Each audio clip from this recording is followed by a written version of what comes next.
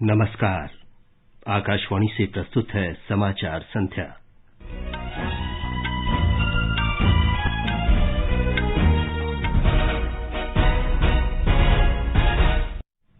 बिहार के मोतिहारी में जहरीली शराब पीने से 22 लोगों की मृत्यु। केंद्र किसानों की आय बढ़ाने के लिए शीघ्र नई सहकारिता नीति लाएगा।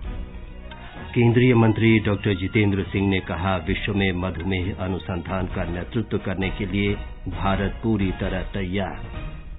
कर्नाटक में विधानसभा चुनाव के लिए नामांकन पत्र भरने की प्रक्रिया तेज हुई।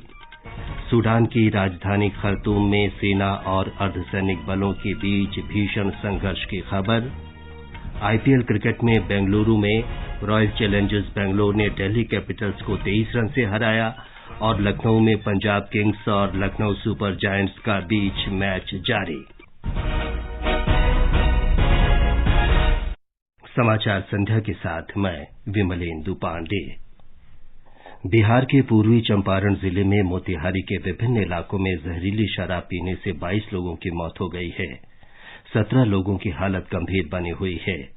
उनका मोतिहारी और मुजफ्फरपुर के अस्पतालों में इलाज किया जा रहा है। इस संबंध में अब तक 11 लोगों को गिरफ्तार किया गया है।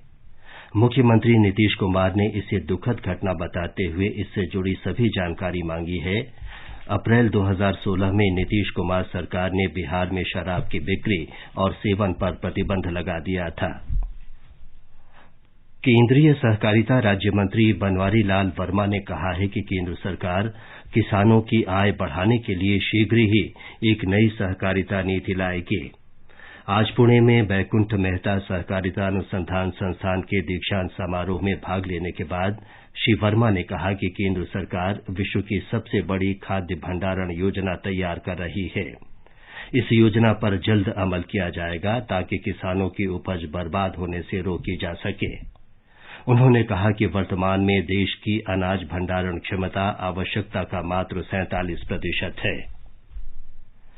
केंद्रीय विज्ञान और प्रौद्योगिकी मंत्री डॉक्टर जितेंद्र सिंह ने कहा है कि विश्व में मधुमेह अनुसंधान का नेतृत्व करने के लिए भारत पूरी तरह से तैयार है। आज नई दिल्ली में विश्व मधुमेह सम्मेलन का उद्घाटन करते हुए उन्होंने कहा कि भारत में मधुमेह की विभिन्न अवस्थाओं वाले रोगियों की पहचान के लिए पर्याप्त संसाधन है। डॉक्टर सिंह ने कहा कि देश में इस क्षेत्र में अनुसंधानकर्ताओं के स्तर पर भी क्षमता की कोई कमी नहीं है। ये सम्मेलन 3 दिन चलेगा। रक्षा मंत्री राजनाथ सिंह ने युवाओं से नए विचारों के साथ देश को विज्ञान और प्रौद्योगिकी के क्षेत्र में सशक्त बनाने और भारत को सुरक्षित, मजबूत तथा आत्मनिर्भर बनाने में सरकार की मदद करने का आग्रह किया है। उदयपुर में आज जनार्दन राय नगर राजस्थान विद्यापीठ के दीक्षांत समारोह में रक्षा मंत्री ने कहा कि सरकार उद्यमिता को प्रोत्साहन देने के पूरे प्रयास कर रही है।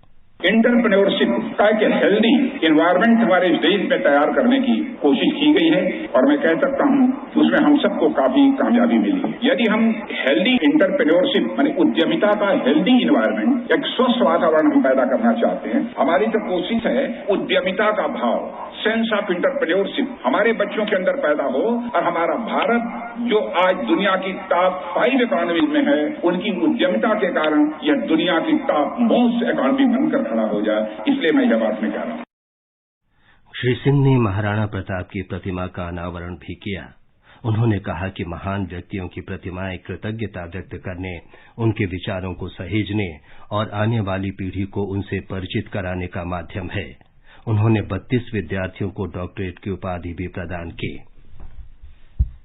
ये समाचार हमारी वेबसाइट newsonair.com/हिंदी और हमारे mobile app news on AIR पर भी उपलब्ध हैं। समाचार संध्या में आपका फिर स्वागत है। कर्नाटक में विधानसभा चुनाव के लिए नामांकन पत्र भरने की प्रक्रिया तेज हो गई है। आज 200 नामांकन पत्र दाखिल किए गए। इनमें 184 पुरुष और 16 महिला उम्मीदवार हैं। मुख्यमंत्री बसवराज बोम्मई ने शिग्गांव से अपना नामांकन पत्र भरा। वे 2008 से अब तक 3 बार इस विधानसभा क्षेत्र का प्रतिनिधित्व कर चुके हैं। कांग्रेस ने कर्नाटका विधानसभा चुनाव के लिए 43 उम्मीदवारों की तीसरी सूची जारी कर दी है। पार्टी ने अथानी विधानसभा क्षेत्र से पूर्व उप मुख्यमंत्री लक्ष्मण सावदी और कोलार विधानसभा क्षेत्र से मंजूनाथ को मैदान में उतारा है। 224 सदस्यों वाली विधानसभा के लिए कांग्रेस ने अब तक 209 उम्मीदवारों की सूची जारी की है, जबकि भारतीय जनता पार्टी ने 212 उम्मीदवारों के नाम घोषित किए हैं। कर्नाटका विधानसभा चुनाव के लिए अगले महीने की 10 तारीख को मतदान किया जाएगा और 13 मई को मतगणना होगी। केंद्रीय गृह मंत्री अमित शाह ने दावा किया है कि भारतीय जनता पार्टी आगामी विधानसभा चुनाव में राजस्थान में 2/3 बहुमत से सरकार बनाएगी। आज भरतपुर में श्री शाह ने पार्टी कार्यकर्ताओं से कहा कि 2024 के लोकसभा चुनाव में पार्टी सभी 25 सीटें जीतेगी। श्री शाह ने कहा कि केंद्र सरकार ने हर घर में बिजली, गैस सिलेंडर और शौचालय की सुविधा दी है। मोदी जी ने इस 9 साल के अंदर देश के 13 करोड़ गरीब माताओं के घर में गैस का सिलेंडर भेजा, 3 करोड़ से अधिक घरों में बिजली पहुंचाई, 4 करोड़ से ज्यादा घर गरीबों के लिए बनाने की शुरुआत की, लगभग कोरोना का 230 करोड़ लोगों को टीका लगाया। भारतीय जनता पार्टी ने दिल्ली आबकारी नीति घोटाला मामले में आम आदमी पार्टी के संयोजक और दिल्ली के मुख्यमंत्री अरविंद केजरीवाल की आलोचना की है। सीबीआई ने इस मामले में श्री केजरीवाल को कल पूछताछ के लिए बुलाया है।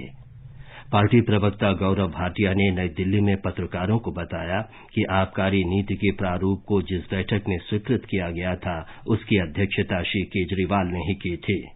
बहुत अच्छी शराब नीति है, बहुत इससे फायदा होगा, फायदा अरविंद केजरीवाल का होगा। ये बताइए, तो ये वापस कैसे हुई?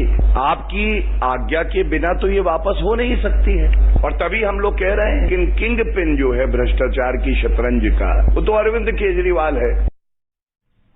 केंद्रीय मंत्री अनुराग सिंह ठाकुर ने भी आबकारी नीति घोटाले में मुख्यमंत्री को ही सूत्रधार बताया।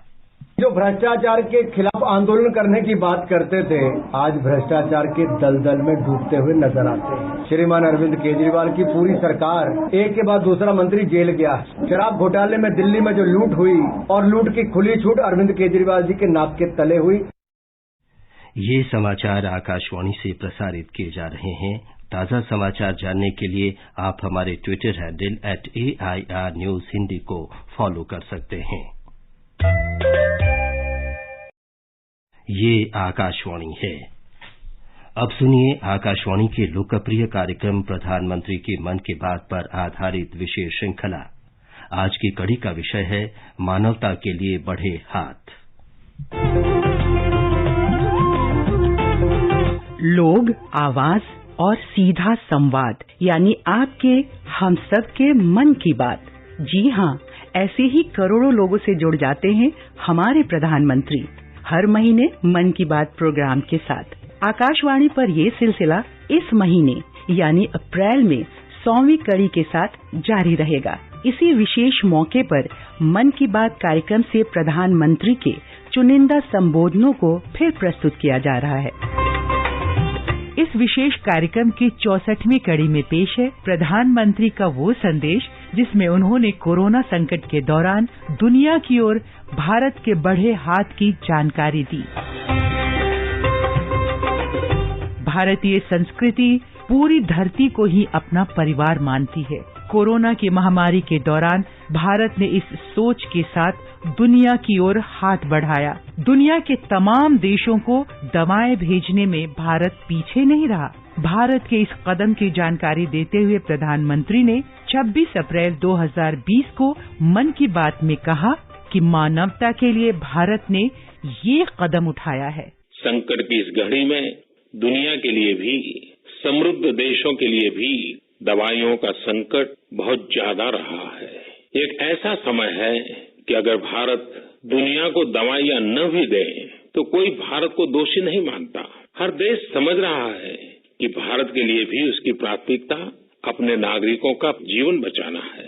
लेकिन साथियों, भारत ने प्रकृति विकृति की सोच से परे होकर फैसला लिया।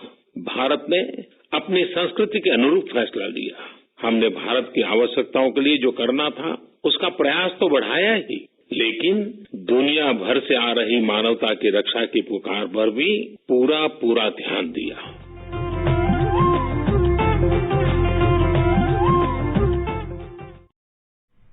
मन की बात पर आधारित विशेष श्रृंखला आप सुन सकते हैं प्रतिदिन सुबह 8 बजे समाचार प्रभात और रात 8:45 बजे समाचार संध्या में।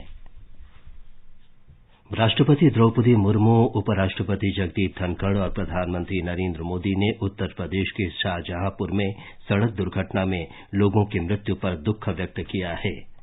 श्री मोदी ने प्रधानमंत्री राष्ट्रीय राहत कोष से पीड़ितों को अनुग्रह राशि देने की घोषणा की है। श्री मोदी ने कहा है कि दुर्घटना में मारे गए प्रत्येक व्यक्ति के निकट परिजन को 2 लाख रुपए और घायलों को 50-50 हजार रुपए की अनुग्रह राशि दी जाएगी। शाहजहांपुर जिले में आज गारा नदी में एक ट्रैक्टर ट्रॉली के गिरने से 15 श्रद्धालुओं की मृत्यु हो गई और कई घायल हो गए। राष्ट्रपति द्रौपदी मुर्मू, उपराष्ट्रपति जगदीप धनखड़ और प्रधानमंत्री नरेंद्र मोदी ने महाराष्ट्र के रायगढ़ में बस दुर्घटना पर दुख व्यक्त किया है। श्री मोदी ने पीड़ितों के लिए प्रधानमंत्री राष्ट्रीय राहत कोष से अनुग्रह राशि देने की घोषणा की है। प्रत्येक मृतक के निकट परिजन को 2 लाख रुपए और घायलों को 50-50 हजार रुपए की अनुग्रह राशि दी जाएगी। रायगढ़ जिले में आज निजी बस के खाई में गिरने से 12 लोगों की मौत हो गई और 25 से अधिक घायल हो गए। सूडान में सेना और अर्धसैनिक बलों के बीच भीषण संघर्ष की खबरें हैं। इससे देश में प्रस्तावित नागरिक शासन की स्थापना पर संकट गहरा गया है। राजधानी खर्तूम में जारी सत्ता संघर्ष के कारण नागरिक सुरक्षित आश्रय तलाश रहे हैं। खर्तूम हवाई अड्डे और पड़ोस के उत्तरी कोर्दोफन राज्य में 3 लोगों के मारे जाने और 9 के घायल होने की खबर है। सूडान में हाल के दिनों में सरकार और अर्धसैनिक बलों के बीच तनाव बढ़ा है। देश में नागरिक सरकार की स्थापना को लेकर पिछले सप्ताह संघर्षरत गुटों और सैन्य सरकार के बीच समझौता वार्ता विफल हो गए थे। आईपीएल क्रिकेट में आज बेंगलुरु में रॉयल चैलेंजर्स बेंगलोर ने दिल्ली कैपिटल्स को 23 रन से हरा दिया। दिल्ली कैपिटल्स ने टॉस जीतकर पहले गेंदबाजी करने का फैसला किया था। जीत के लिए मिले 175 रन के जवाब में दिल्ली कैपिटल्स 20 ओवर में 9 विकेट पर 151 रन ही बना सके। इससे पहले रॉयल चैलेंजर्स बेंगलोर ने 20 ओवर में 6 विकेट पर 174 रन बनाए थे। एक अन्य मैच में लखनऊ में पंजाब किंग्स और लखनऊ सुपर जायंट्स के बीच मैच खेला जा रहा है। पंजाब किंग्स ने टॉस जीतकर पहले गेंदबाजी करने का फैसला किया है। ताजा समाचार मिलने तक लखनऊ सुपर जायंट्स ने 16 ओवर में 4 विकेट पर 126 रन बना लिए थे। फेमिना मिस इंडिया 2023 प्रतियोगिता का ग्रैंड फिनाले इस समय इम्फाल में खुम्मन लंपक इंडोर स्टेडियम में हो रहा है। पूर्वोत्तर क्षेत्र में पहली बार ये प्रतिष्ठित प्रतियोगिता आयोजित की गई है। जानी मानी अभिनेत्री नेहा धूपिया, महिला मुक्केबाज Sarita Devi, designer Rocky star और नम्रता जोशीपुरा 30 प्रतिभागियों के भाग्य का फैसला करेंगे। कुछ घंटों के बाद देश को पता चल जाएगा कि 30 प्रतियोगियों में फेमिना मिस इंडिया 2023 कौन है। धमाकेदार फिनाले के लिए सभी तैयारियां कर ली गई है। फिनाले की होस्ट भूमि पटनेकर और भारतीय टेलीविजन स्टार मनीष पॉल करेंगी। कर्नाटक की सिनी शेट्टी विनर को क्राउन पहनाएंगी, जो मिस वर्ल्ड 2024 में भारत को रिप्रेजेंट करेंगी। आकाशवाणी समाचार के लिए इम्फाल से जय थोक्सोम। अंत में मुख्य समाचार एक बार फिर। बिहार के मोतिहारी में जहरीली शराब पीने से 22 लोगों की मृत्यु। केंद्र किसानों की आय बढ़ाने के लिए शीघ्र नई सहकारिता नीति लाएगा। केंद्रीय मंत्री डॉक्टर जितेंद्र सिंह ने कहा, विश्व में मधुमेह अनुसंधान का नेतृत्व करने के लिए भारत पूरी तरह तैयार। कर्नाटका में विधानसभा चुनाव के लिए नामांकन पत्र भरने की प्रक्रिया तेज हुई। सूडान की राजधानी खर्तूम में सेना और अर्धसैनिक बलों के बीच भीषण संघर्ष की खबर। और आईपीएल क्रिकेट में बेंगलुरु में रॉयल चैलेंजर्स बेंगलोर ने दिल्ली कैपिटल्स को 23 रन से हराया और लखनऊ में पंजाब किंग्स और लखनऊ सुपर जायंट्स का मैच जारी। इसके साथ ही समाचार संध्या का ये अंक समाप्त हुआ। नमस्कार।